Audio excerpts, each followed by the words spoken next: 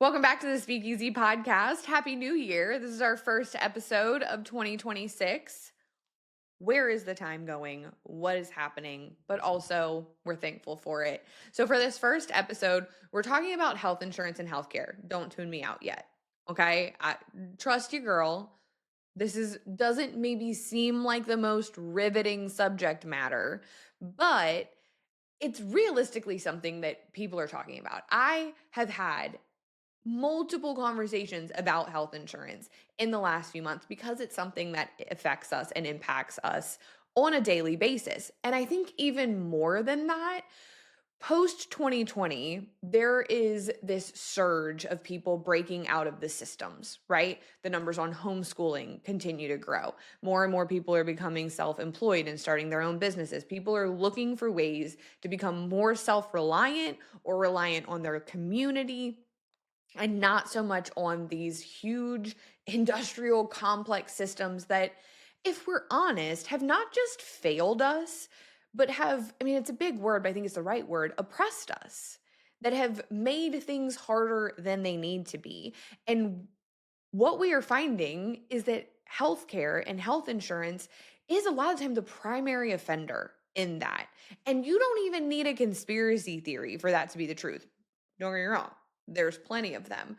But I think there are a lot of people out there that don't even know that there is another way, that there's another option, that you can opt out of a broken system and take back some agency. And then the impact of that is kind of a snowball, right? Whatever your primary cause for trying to break out of the systems are, whether it's financial, mental, spiritual, for the health of your family, it always spans out beyond whatever your original intention was. And so today I have the CEO of CrowdHealth, Andy Schoonover, which is an alternate crowdfunding health insurance option, on the show to talk about all the nitty-gritty, the ins and outs of not just how alternative insurance works, but he's also really great at explaining how the system that you potentially feel stuck in works, how it profits, how it can be predatory, and how you can get out. And so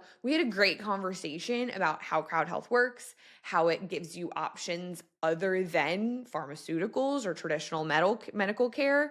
And if you get to the end of this episode, and you decide you want to try it out, I do have a code. Speakeasy will give you the first 3 months of your plan with CrowdHealth for $99, which is great. It's a great way to get in and try it out. And so if this is something that you are remotely interested in, or you didn't even know was an option, I think you're going to love today's episode.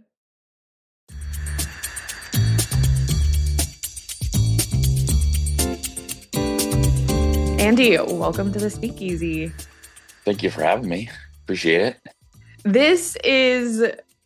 It's a funny thing to do a podcast episode about, right? Like health insurance, healthcare. Sounds Don't like tune out yet. Don't tune out yet. Exactly. First of all, I think my audience knows me well enough to know that I can really kind of take anything and chase the rabbits and have the conversation. But you not only have like an insider's viewpoint on this, you've broken out of the system, which we are all about here. And you're very vocal about that, like the system is keeping people trapped. It's hurting people. It's not like even remotely actually healthcare. And so this is right up our alley. And I was super pumped to have this conversation because, you get to like remotely adulthood and all of a sudden you're having all these conversations about healthcare. You really are. And Right.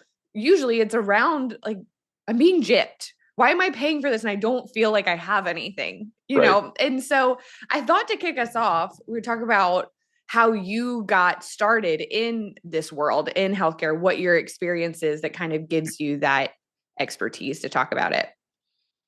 Yeah, this is my second healthcare company. I swore after the first one I wasn't going to do it again because it's just full of landmines and regulatory issues and all kinds of things. And that's actually one of the problems. We can talk about that more. But I sold my first company, and as such, I didn't have health insurance because most of us get health insurance through our employers. And so I had to go to the Affordable Care Act and got a plan for me, my wife, and my two girls, and found it wasn't that affordable. It was 11 or 1,200 bucks a month, something like that. And I kind of joked it worked until I had to use it. My little one, who was one at the time, was having recurring ear infections, and so we went to the pediatrician. She's like, "Oh, she's got a hole in her ear, in her eardrum, and Hmm. so in essence, the fluid was building up. It popped her eardrum, and that was she was screaming all night long. For people out there with kids, you get how painful this is. So we went to the ear, nose, and throat doc who confirmed that. It was like, you know what? On one hand, it's not that big of a deal. Because we can get this fixed. However, you need to get it fixed fast because there could be some long-term hearing loss. So if that keeps busting, then it creates scar tissue and it's harder for her to hear. So we're like, all right, Yeah. great. So we did everything in network. Did everything right. We went and got this procedure, and it was 15 minutes.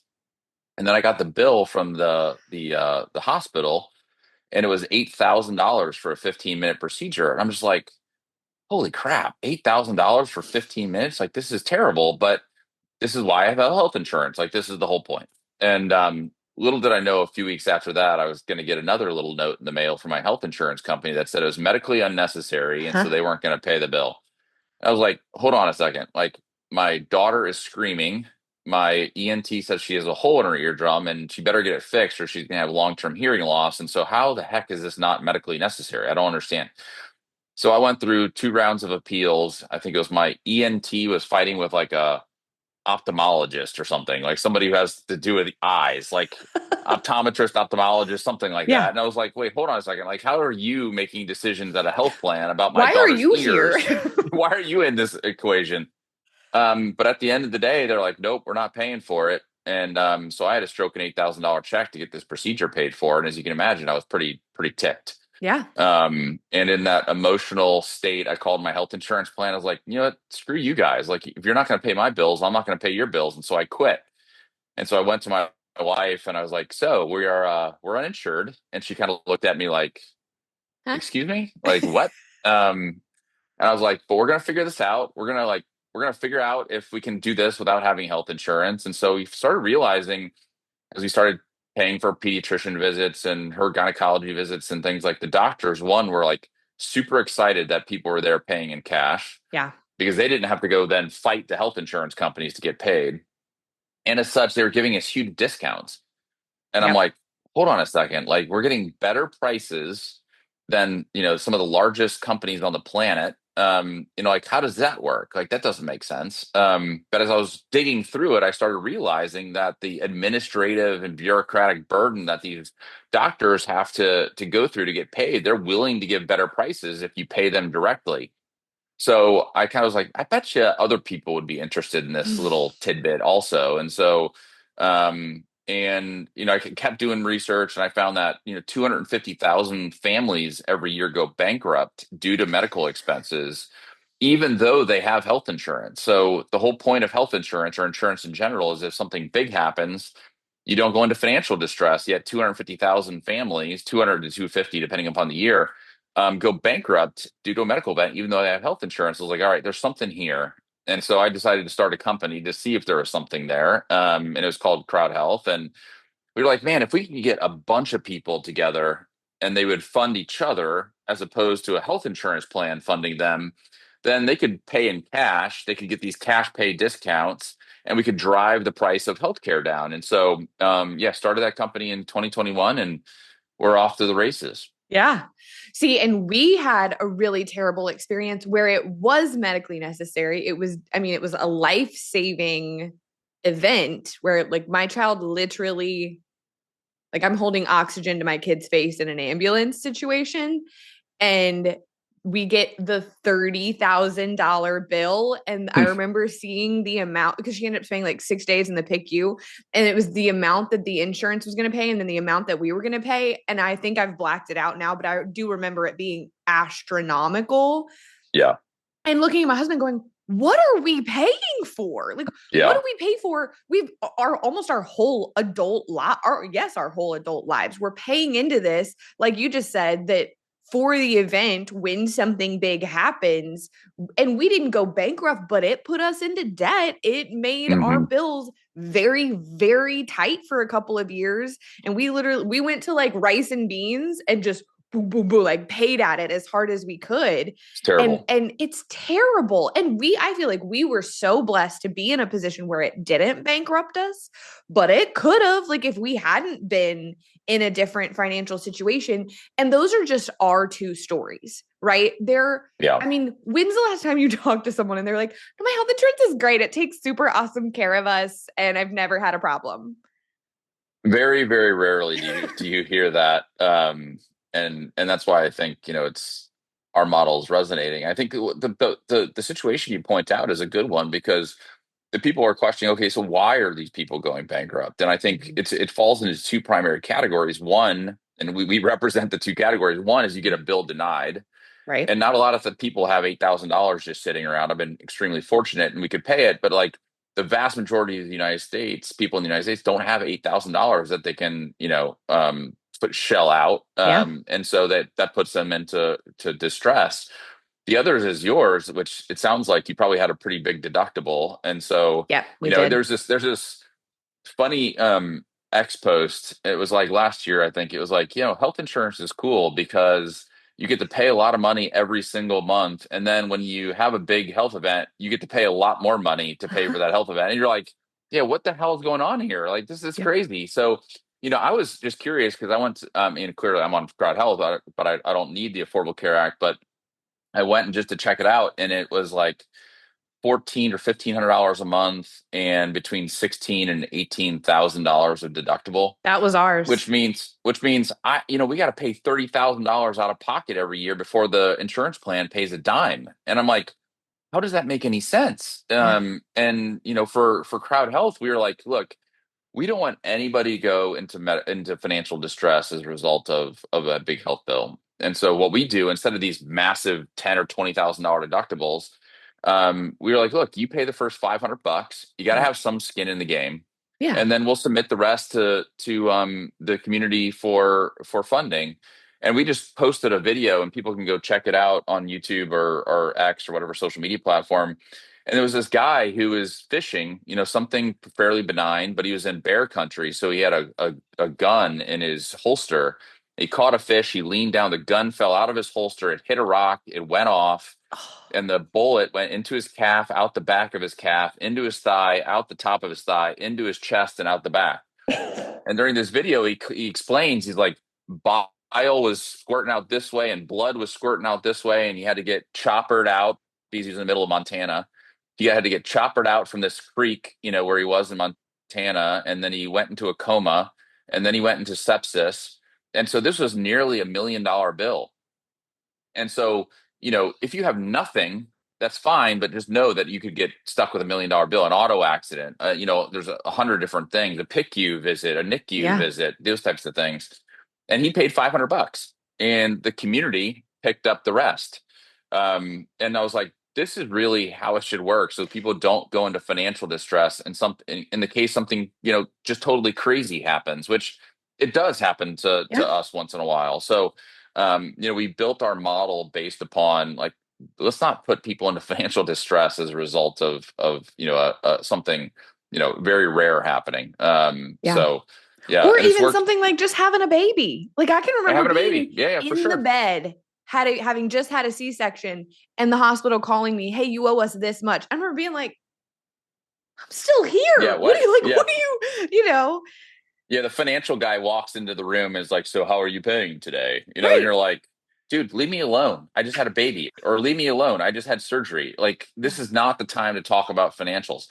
One of the things I would tell your audience is in the hospital, they will try to get you to pay something, or they'll give you a care credit or something like Mm-hmm. that, like a credit card, like to put it on. Never pay it. They're going to say, Never. well, you're only going to get this discount if you pay it in the hospital. Mm-mm. BS. That's Mm-mm. total BS. It's so Don't pay it. predatory. Don't pay it. They're trying to get you at your like lowest point. You're Yep. probably the most emotional point. Don't pay it. Wait for the bills to come in. If you're a member of Crowd Health, we actually have a negotiations team on our side who will take care of all that for you. So if you were to go in the ER or have a baby or whatever, you get the bills afterwards. You upload them to us via our app. We have a negotiations team, including an attorney, who will then negotiate that bill on your behalf. We'll get it down 50, 60, sometimes even 80%, and then we'll send it to the community. The community will then fund you directly so that you have the money to pay a much, much lower bill than you would otherwise. And so that's ultimately, how this works. So it's worked 28,000 times over the last 4 years. Yeah. And so it's for everything from little pediatric visits to, a guy shooting himself on accident. So Gosh, that's horrific. dozens of cancer cases and NICU and PICU and all kinds of stuff. So it's worked really, really well. So let's get into the inner workings of it a little bit, because I think we Sure. all generally understand we're being gypped. We understand that this system is very broken and we are at a disadvantage. But why are things more expensive if I pay through insurance? Like, is that how insurance companies are making their money? Yeah, I mean, people think that healthcare is really complex, and I try to break it down because it's not that hard. When you go to the grocery store, you're paying with your own money.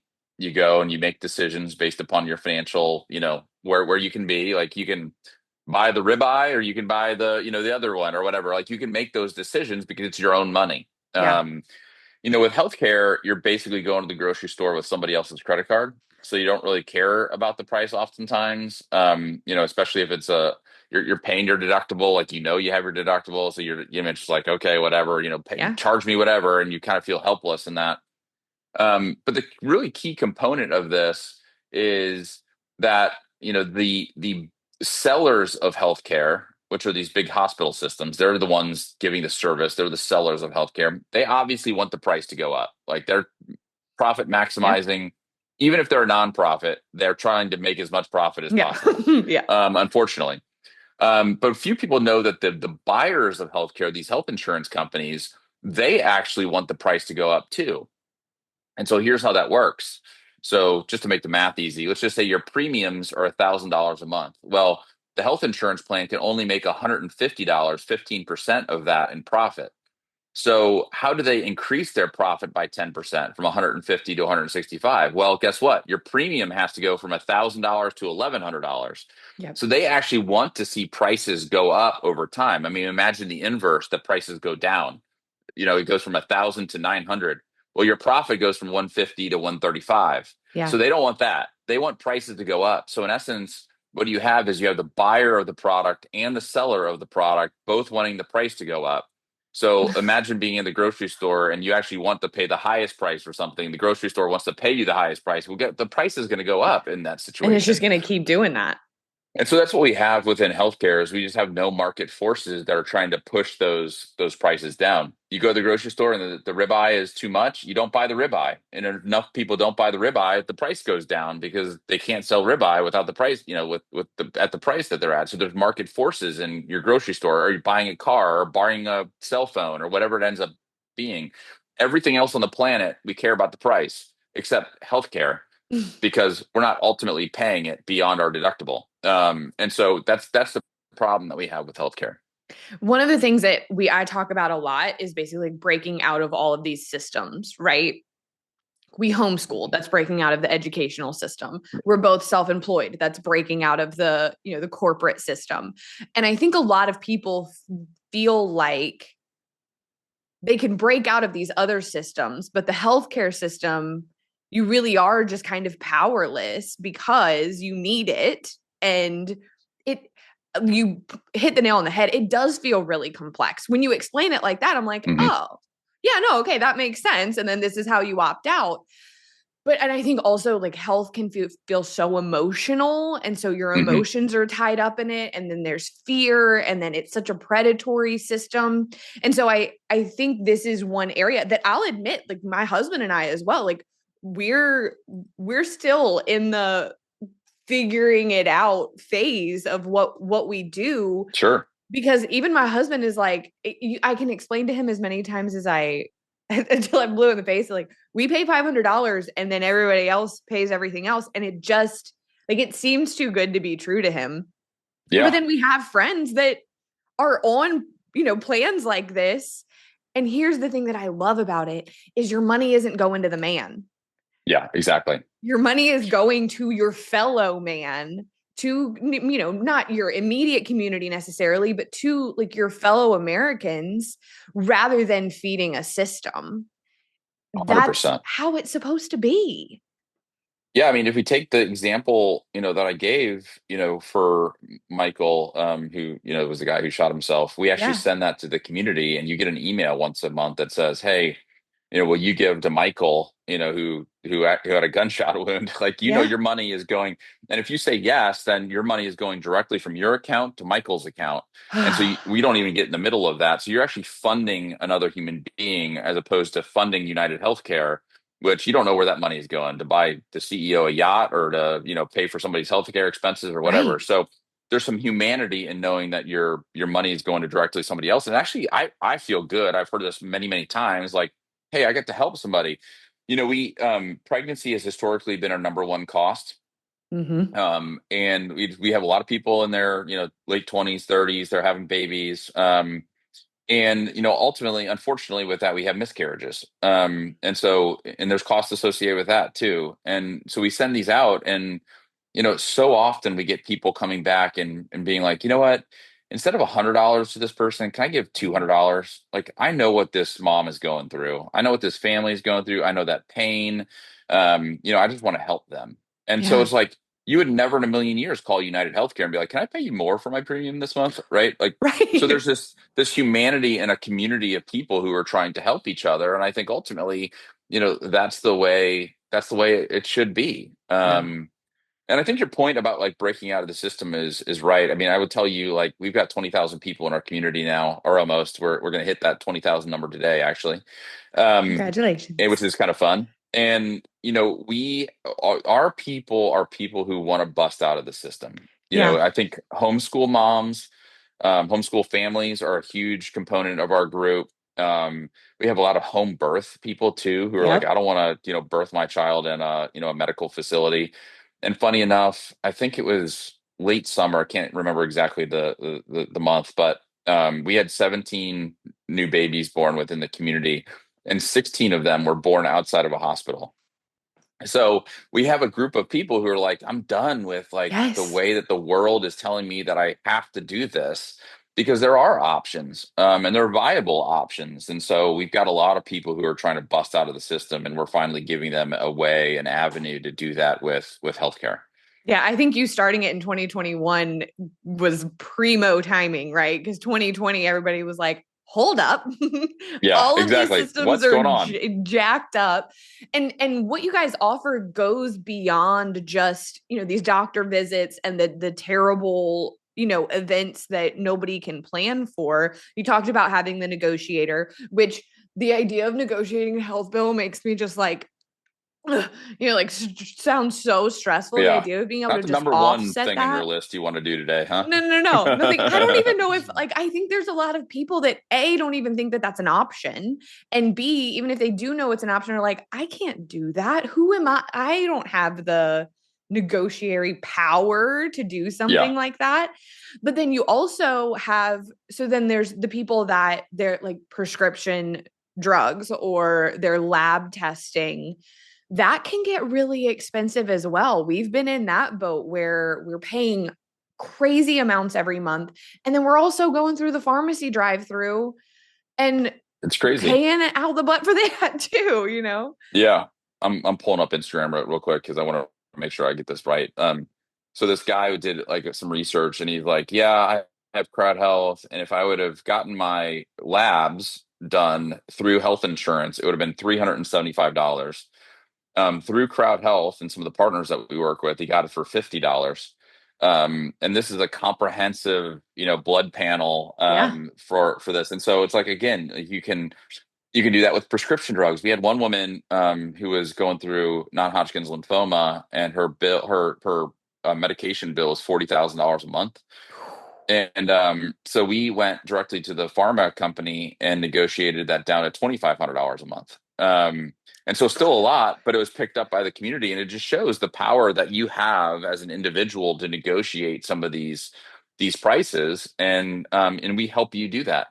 The other thing you didn't mention that I was one of my favorite things. Well, as a result of my least favorite thing with a health insurance plan, when I was battling this thing with my daughter, I'd call into a call center, and I'd have to wait for 20 or 30 minutes to get on. It was talking to somebody in a foreign country. They had no idea who I was. Like, they couldn't help me. And then they were like, okay, I have to shoot you off to somebody else. And I wait 20 more minutes. Like, Then you tell the whole that's story again. tell the whole story again. And you're like, if I had hair, I would pull it out. And so you're like, this is terrible. And so what we've done is we've actually said, hey, when you sign up with CrowdHealth, you get a care advocate. You get one person Oh, internally. They're responsible for you. And so you can talk to this person anytime you have a problem. You can call, you can email, you can text him or her. And you have an advocate on your side to navigate this complex system. And so, if you get a bill in the mail, you upload it, and the care advocate then takes care of it to see, like, okay, have you gotten billed for this already? Is this a new bill? Is this yeah, what is a health event is this for? And so you've kind of got somebody on the back end who's helping you through this. And I think it's just so powerful to have in this that's complex huge. system. That's huge because, like I said earlier, it is rare that your emotions aren't even remotely tied up in whatever is going on, whether Totally. it's cancer, pregnancy, miscarriage, an ER visit, whatever that is.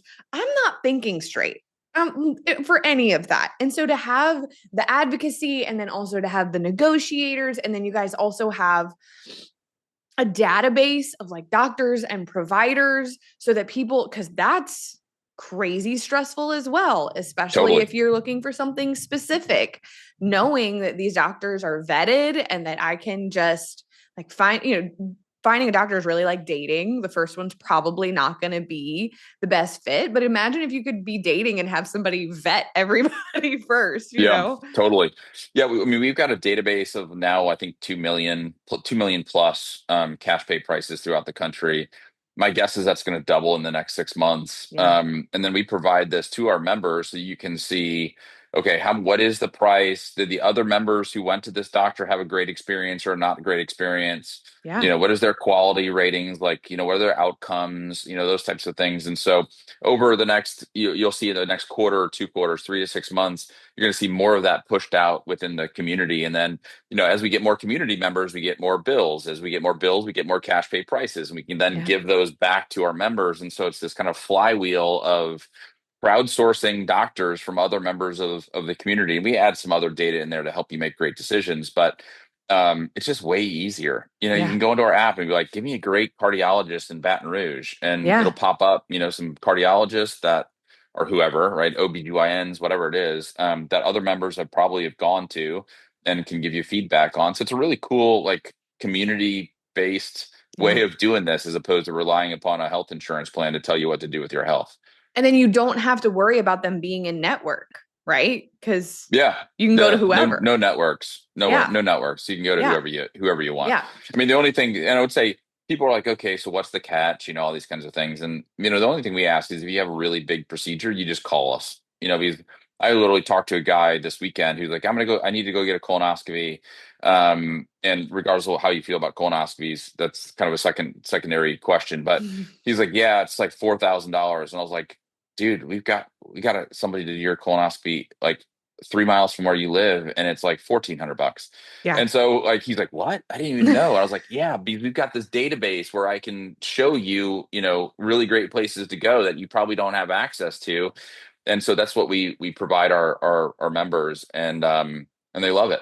Yeah. So another thing that is a huge sticking point for a lot of people that are breaking out of these systems is I don't want to take a pharmaceutical medication. I don't Yeah, want to totally. go the traditional route. I want to be able to take supplements or go to a chiropractor. How does that play into all of this?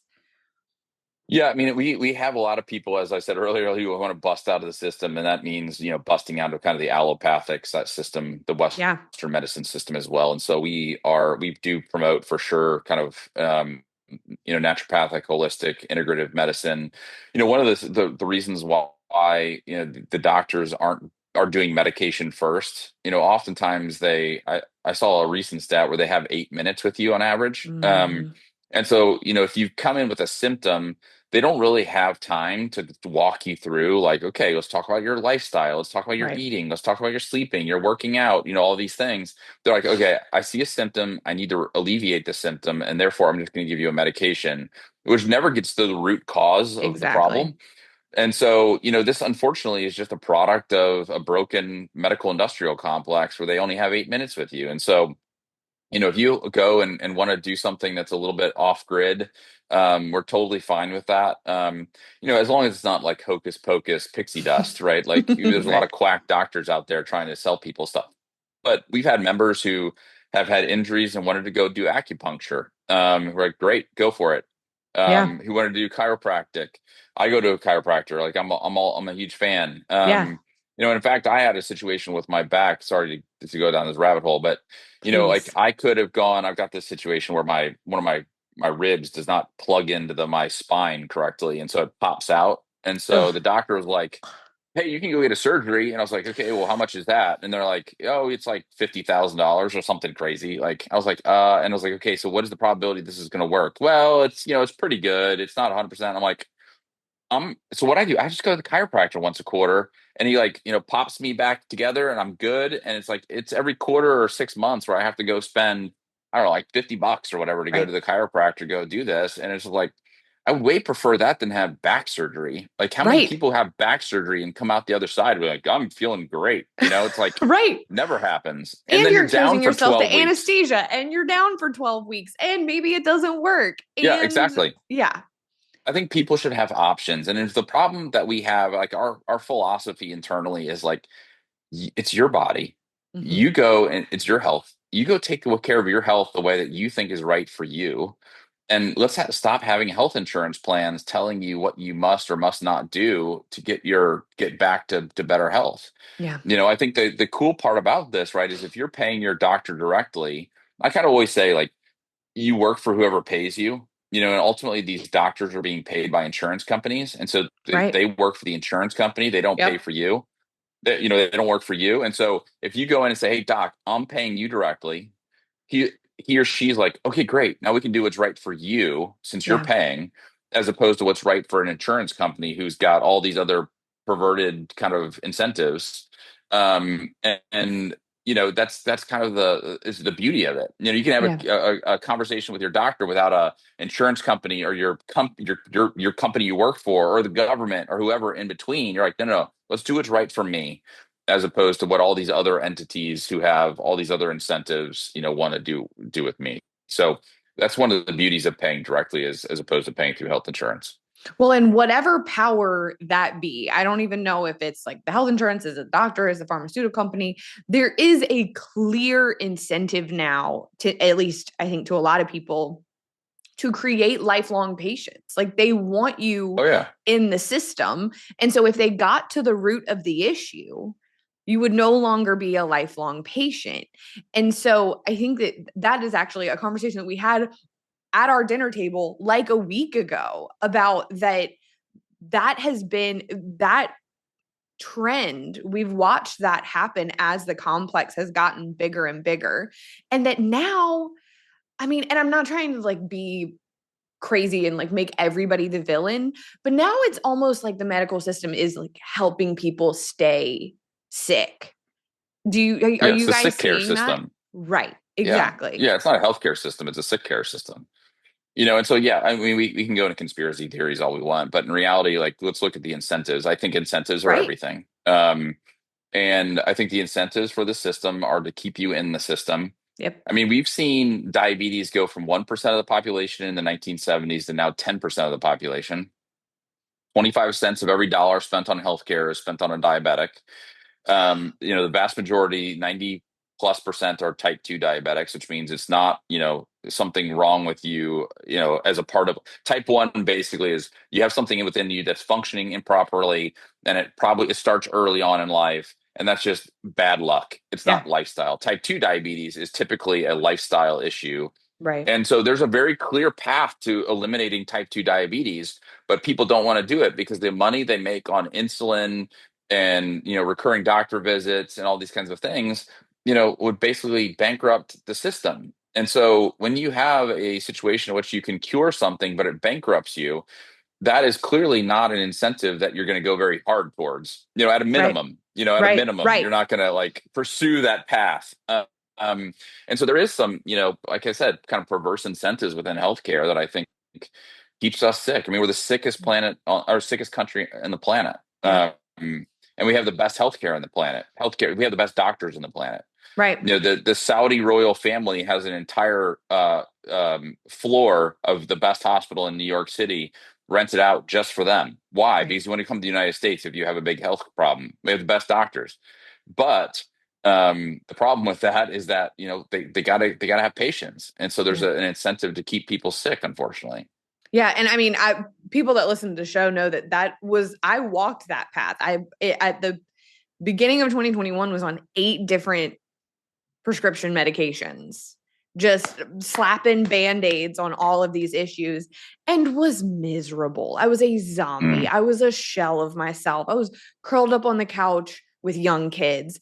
And that was really the beginning of my whole life starting over. Was okay. We're slapping 8 band-aids on, really, at the end of the day, it was like one issue, that I mm, had to take agency and ownership of and completely like break out of the system. And but what was really wild was calling my doctor and going, okay, I want to try to start getting off these meds, and basically being told, no, like that's not your journey. Why don't you come in, pay whatever it's going to cost to pay to come in for us to have like, they're alluding to, no, they're alluding to like, this isn't going to work, but why don't you come in and talk about it? And I remember getting off the phone, and I'm not even like a huge cusser, and being like, F this, like, I'm not yeah, going there. And so I had to figure it out myself. And I'm thankful for that journey, because it gave me a lot of, like I said, like agency and ownership. But I think that is really what it comes back to in this conversation a 100%. lot, is we feel a slave to this system that we've been told is trying to help us, but our experience is showing us something completely different. And this is a way to, like, you break out of it, you take your Yeah, agency back, and the psychological effects of that go so far beyond just like your health or feeling 100%. better. Yeah, I mean, I think you hit the nail on the head, which is like, our current healthcare system now is basically you're outsourcing your health to somebody Yeah. else. Yeah. You're outsourcing it to a doctor, a health insurance company or a hospital or the system. And so, yeah, I mean, I think agency, autonomy, sovereignty over your own health is really, really important, and you have to Yeah. do that. Because personally, and look, I don't mean to get into the craziness of the last 4 or 5 years, but like, I think the last 4 or 5 years has shown like Yeah. the doctors oftentimes don't know what they're doing. Yes. Like I saw a podcast recently with Peter Attia, who I'm a big fan of. If anybody wants to read up on longevity and things, he's the guy to go to. Attia is his last name, and he was basically saying, he's like, look, these doctors have. He's like, I went to Stanford Medical School. I got 0 hours of exercise. How do you exercise? I got 0 hours on nutrition. Zero. The Academy of Internal Medicine, has this test that you have to take. I think it's every 5 or 10 years. They had 0 questions on lifestyle. And so these doctors don't know. They know a drug is going to reduce the symptoms of a certain disease, but they don't know longevity. They don't know, what you Really, put in like, your getting body and how it well. impacts you. Like, yeah, they just don't know that stuff, and so Yeah. that's no ding on them. It's just they weren't taught that, and Right. so they were taught medication first is the way to do it. And I think, one of the reasons why our costs are so low, like I said, is $1,400 for me, my wife, something like $1,500 for me, my wife, and my 2 girls in the Affordable Care Act this year. We over the last year total, we paid $6,000, so about $500 a month with CrowdHealth. So I'm saving more than $10,000 a year by taking autonomy over my own healthcare, and as such, the costs are really low because once people take agency, costs go down. Yeah. We're not having these chronic conditions and things that pop up within the sick care system.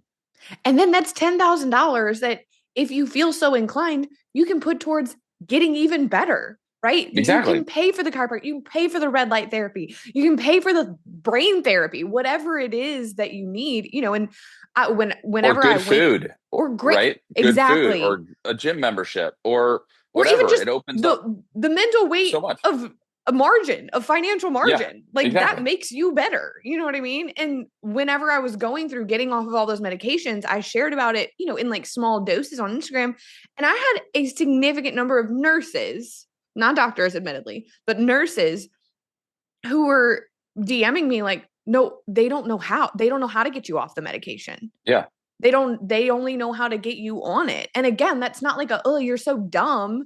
It's you weren't taught. And there's so much, like, for the SSRIs specifically, there is Oh a yeah. ton of data out there that is not a lifetime drug. That, like, I have horrible short and long-term memory loss now from how long I was on it. I never Mm, in 15 years had a doctor go, so you've been on it for 10 years.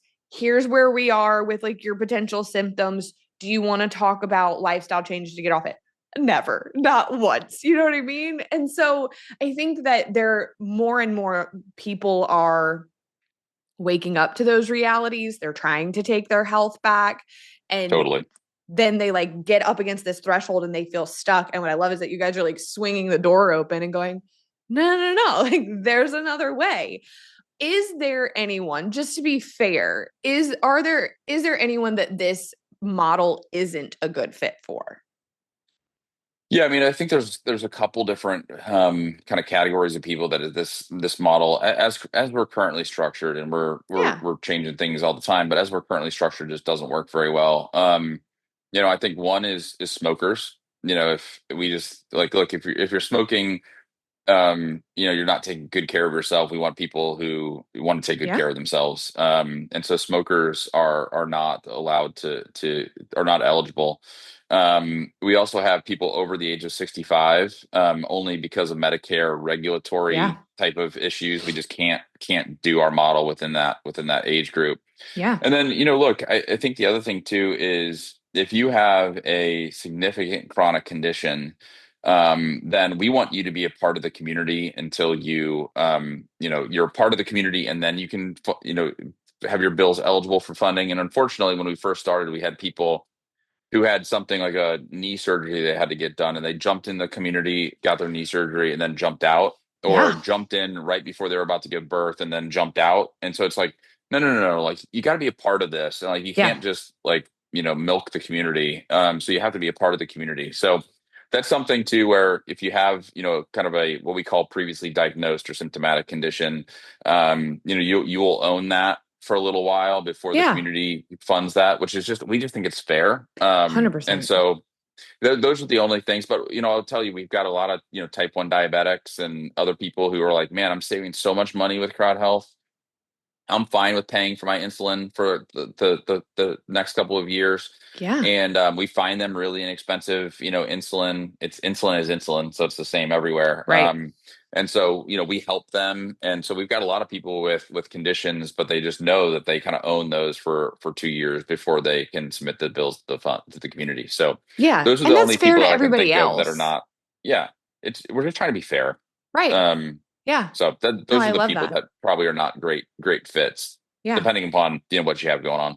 Well, and honestly, I mean, within the traditional healthcare system, you have way more like hoops to jump through and Yeah, yeah, and yeah. red tape and stuff like that. And so I think I love that quote. Like I don't think that I'm not calling those other people wolves, but I love that quote that's like mercy to the wolf is cruelty to the sheep. And like Yeah, that our systems can sometimes kind of do that. And so that's like we got to take totally. care of everybody. We got to make sure like everybody's getting a fair shot here. And so this empowerment to people to invest in their wellness I mean, do you see it as like a threat to the current system? Like, is that kind of Oh, for sure. yeah. Do you Yeah. get like pushback? Are there people within the system that are like, no? Oh yeah, yeah, yeah. I mean, anybody on social media who pushes back, you look at who they are, and it's like Yeah. clearly they're being compensated by the medical Right. industrial complex, and so yeah, they're look, it's a $5.6 trillion industry in the United States. Yeah. If our healthcare system were a country, it'd be the fourth largest GDP in the world after the United States, China, and Japan. And so, It's it puts a lot disgusting. of food on table, right? Yeah. And so once you threaten that, people act in, absurd ways. And so, yeah, we spend like hundreds of thousands of dollars on attorneys every year, like more than I'd like to probably admit. Just fighting these little battles. Most of them are from the medical industrial complex who are trying to squash, what we're doing. Yeah. Yeah. Because if we're getting 50% better prices than the health insurance plans for our members. And Yeah. so, if you were to take that 5.6 trillion, cut it in half, that's 2.8 trillion dollars that somebody is not getting. And Yeah. those That's a somebodies loss. are really, really, not happy with this, Yeah. this kind of system that we've set up. So yeah, we fight it Yeah. almost daily, unfortunately. But that's just a cost of doing business. And I think it's worthwhile to set up something. Look, I mean, I think that throughout history we've seen, little bands of people who look small and don't have any power create revolutionary ideas. Yep. Whether it be, the signers of the Declaration of Independence, or the Boston Tea Party, or Yep. Jesus and his apostles. Like these are small bands of people who Exactly. revolutionized the world. And so I was like, man, I think if we can get a small band of people, we're now 20,000, which is still small in the relatively group of people, to revolutionize healthcare, I think we can do it. And we can get big enough so that we can actually have an impact on this. And Yeah. my hope, my prayer is we can actually change the way we get healthcare. Yeah. Because I think it's better, and it's not, as you said, enslaved to the system. Yeah. And I think, especially like the people that are listening to this podcast specifically, are drawn towards like what is the system mad at? That's where I want to go. Because if it's a threat, even remotely, to this, like, because our healthcare system is also, we're not even gonna like get into it, but like there's a web, right? Oh The yeah, yeah, government's involved, and it's big and it's mighty, but and they got a lot of there's money. and they've got a lot of money, and they've got a lot of power, and they have a lot of influence. I mean, there are probably people listening to this that it never even occurred to them that there's another option, because all the noise, all the incoming information is, this is the way that it has to be done. Absolutely. And so I think anytime I see someone or a group of people doing something that makes the system mad, I'm like, tell me more. Like, I'm interested. And I think there's a lot of people that feel that way. And so what does the process look like? Like, if somebody's like, okay, I'm going to make my husband listen to this episode first, and then we're going to like look into this. What does that look like? Yeah, I mean, I think there's two steps. One is we've got a kind of a community guide that people should read through. It's on joincrowdhealth.com, just so you understand how it works. I mean, there are some things that are not eligible for funding. If you want to go get, cosmetic surgery or Right. something, like, not going to do that. Yep. So there are some things, Because and so you should look I through don't that. want to pay for that for somebody. and You know what I and, mean? and Like, the community shouldn't pay for that, right. and so there are those things, and that's probably a 10-minute read. It's actually a kind of a fun read. It's not like going through the fine print of an insurance company. It's Yeah. I think we say something like, look, if you jump in a tank full of sharks and you expect that to get funded, that's not going to get funded. Like, sorry, like, Yeah. don't be a total idiot, Yeah. And so, we talk about that kind of stuff. So it's actually a fun read. It's probably 10 minutes. And then, the sign up process is, 5 to 10 minutes, depending on how many people you have in your family. So there's no pre-screenings, there's none of that stuff. It's easy, 5 or 10 minute process to get started. And you can start whenever you want, and you can end whenever you want. So we don't Okay. have like open enrollment periods or anything like that. So if you wanted to start today, or you wanted to start on, next March, you could do that. Yeah. So it's super easy. And yeah, we try to make it as easy as possible for Yeah. people to do their healthcare. That makes it super simple. Thank you so much for your time and this conversation. I think I knew going into it that like a conversation about healthcare wasn't going to just be like boring healthcare. And I think there's a lot to be understood about a system that we've all just kind of been walking through without even thinking about it because it's just the way that things are done. And so if you're someone that in any of these small ways has been trying to like take back your agency and break out of them, alternative, crowd-funded healthcare is a great way to do that. And so I'm thankful for people like you that are doing that. Go check out CrowdHealth and thanks for your time. Thank you so much for having me.